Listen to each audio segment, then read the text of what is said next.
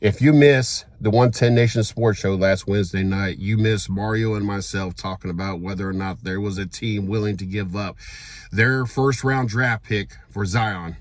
Listen in. Another big topic today. And when I came out earlier today, one of my employees told me about it. And it kind of blew my mind. This is even such a big topic. kind of someone your neck of the woods. Zion. Okay. There's a lot of talk. There's a lot of talk about trading up and Zion going somewhere else. And the only thing I can think of is why would anybody give up an opportunity, especially in the top five? And there was rumors at one point in time, San Antonio today. There's rumors at one point in time, Golden State. I don't know what Golden State was willing to give up. There was also one point in time conversation of the Charlotte Hornets and them giving up a draft pick to get Zion. I would do that. Zion's a big dude. Yeah. I wouldn't. Like, he has played in his career, he has played 114 games. You want to take a guess at how many games he's missed? How many? 203. Oh. Yeah. Why? I think as much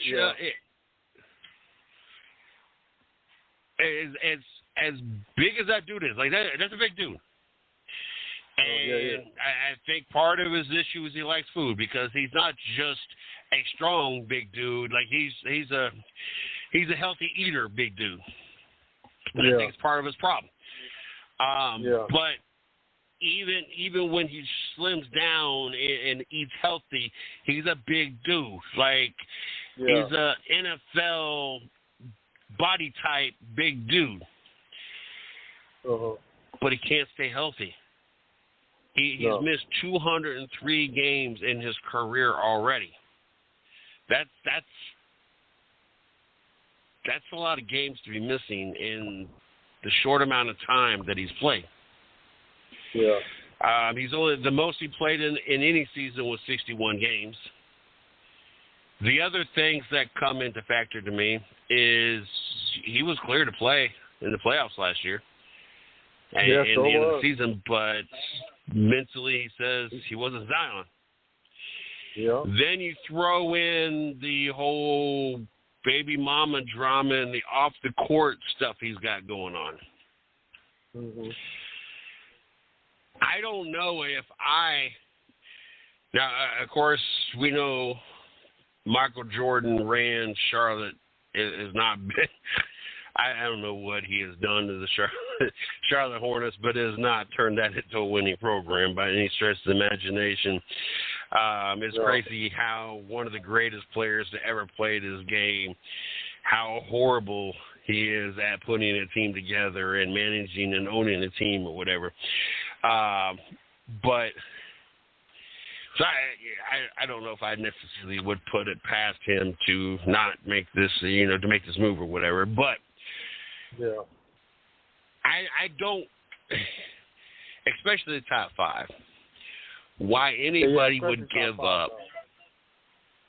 Give up somebody.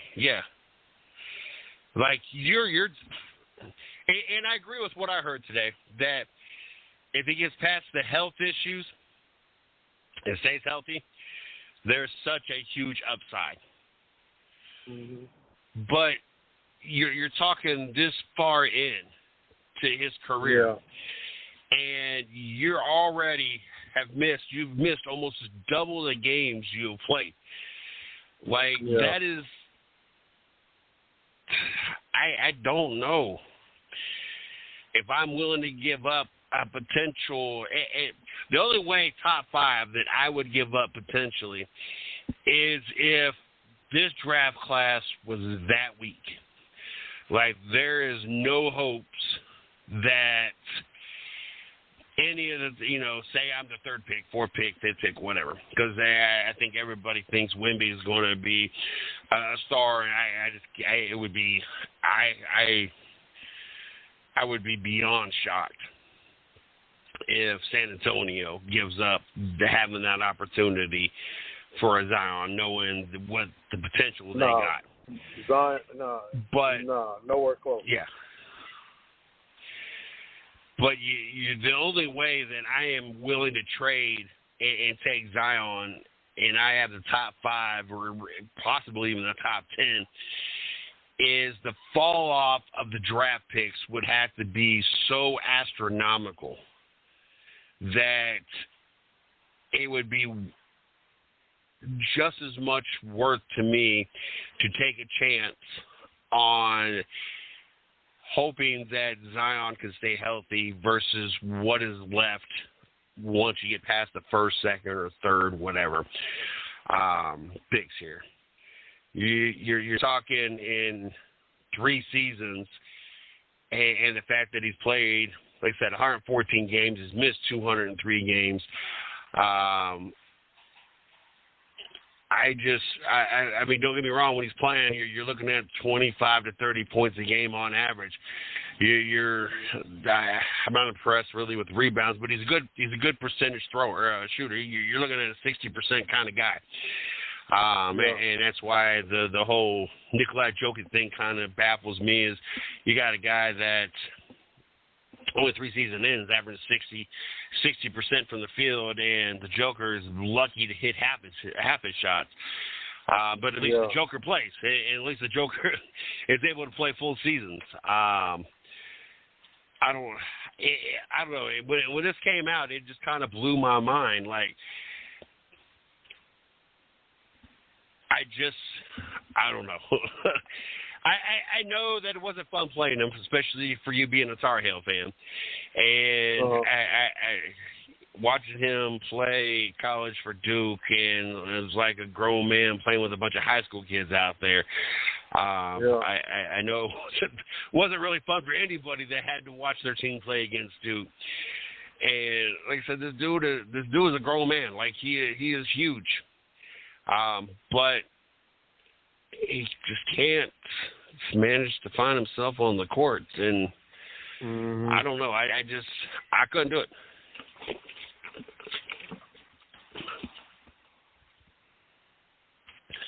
I couldn't do it either, though. Now, I think it would be. They're talking about that would be bad for the Pelicans in every show that I heard. I think the Pelicans got to be in a tough spot. Yeah, because they want him. Yeah, they want him. I mean, obviously, if he plays, he fits their team real well. You know what I mean? So obviously, they want to keep him. But then at the same time, you know, him not being ready to play in the playoffs and still being on the bench with the team, you understand what I'm saying? Still going to practices and all that good stuff. But then when it's time to play, you don't feel right. But you out here bidding up your girlfriend all types of ways, but don't want to get on the court. You understand what I'm saying? So it definitely put the Pelicans in a bad situation because he is a good player. But then at the end, I think all this injury stuff started when he slipped out that shoe at Duke. As soon as he slipped out that shoe in Duke, he couldn't stay healthy for the rest of that season, and it stayed with him in the NBA. We're going to blame it on the shoe. We're going to say it's coincidence. It's just a coincidence. It's just, you know what I mean? That's how it works sometimes, you know what I mean? Just one lucky fall, one lucky break, you know what I mean? And you feel like you always getting broke up, you know what I mean? Sometimes it's like that. But I want to see him do good because he's a good player.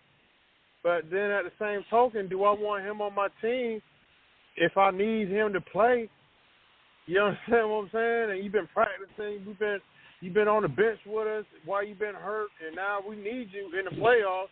We got us in the playoffs, and we need you. And your defense is, I'm not mentally ready to play. You understand what I'm saying? Come on, man. Come on, man. Where's that drive? Where's that passion? I want to play. I want to get on the court. I want to be there. You understand what I'm saying? I got your back. You know what I mean? that's where the where it kind of separates that. You know what I mean? I don't want to play with him. Yeah. It's got to be tough, especially for the Pelicans, because that was your number one pick. You had an opportunity to pick anybody coming to the draft. Yep. And you picked Zion. You had an opportunity to go any other direction. You haven't even had a chance to trade down, get somebody for your draft, whatever the case may be. And then not only that, now you have stuck it out.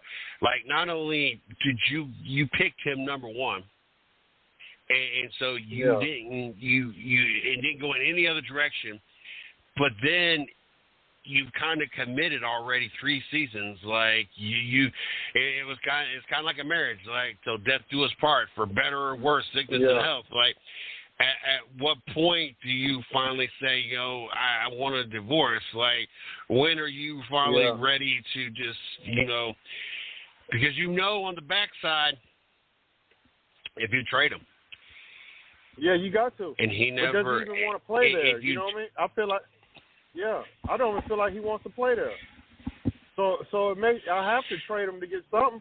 I can't just let him go and get nothing in 2 years. You understand what I'm saying? Oh yeah, most definitely. But what's the other side of that coin? Say you trade him, and he never gets injured ever again. Goes on to be one of the greatest power force to ever play this game. Like Pelican, everybody else is kind of got that advantage. Like, we're willing to give up somebody to take that, but to be on the other side of that shoe, to give up, made him the number one pick and committed to 3 seasons, to finally say, what, we finally give up.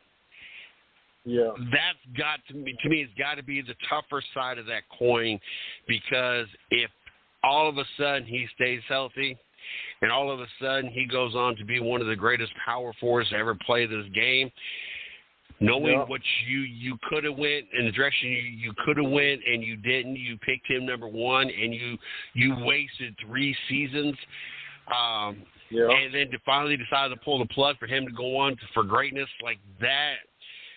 To me, it's easier to say, Michael Jordan say, what, we're going to take a shot, we're going to trade our draft pick away. There's no guarantee. There's no nothing. We're only giving up, whatever pick we got. There's no guarantee who we would have picked or, would have been there, who we wanted, and whether or not they would have made it in the NBA. It's all speculation. So to me, it's easier to say, what, we're willing to give you our draft pick. We're willing to take a shot. We're not losing the number one pick overall. And there's no guarantee who we want is even going to be there. So we're going to take this chance. And it seemed like, and unfortunately, a team like Charlotte, what do you got to lose?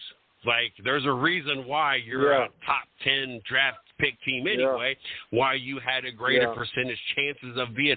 That's like all the years in the Browns. Like, there's a reason why we had the number one draft pick all those years and was towards the top. Or back when we drafted LeBron James, there was a reason why we had the pick to get LeBron James. There's a reason why we had the draft picks to get Tristan Thompson and Deion Waiters, and there was Anthony Bennett. I think we had 3 years in a row we were number one pick. There was a reason why. We sucked. And there was a reason why that Zion, the New Orleans Pelicans were in the position. But also bring you back to that point of whether or not he wants to be in New Orleans. I can see that being a whole other issue. Like, there is not a lot other than him when he's healthy. There's not a lot going on for the Pelicans these days. It's not like the days when, you had Anthony Davis, or it's not the days when you had, this team that was impressive. Like, hey, they got Zion's on the court. They got to the playoffs without Zion, but they needed him in the playoffs. You know what I mean? So But Ingram, they still got. I wouldn't say they're not nobody, but I would say they got a little bit of firepower with Ingram and old buddy from Portland that came over there, and they got a little talent. They just need Zion to play or trade him.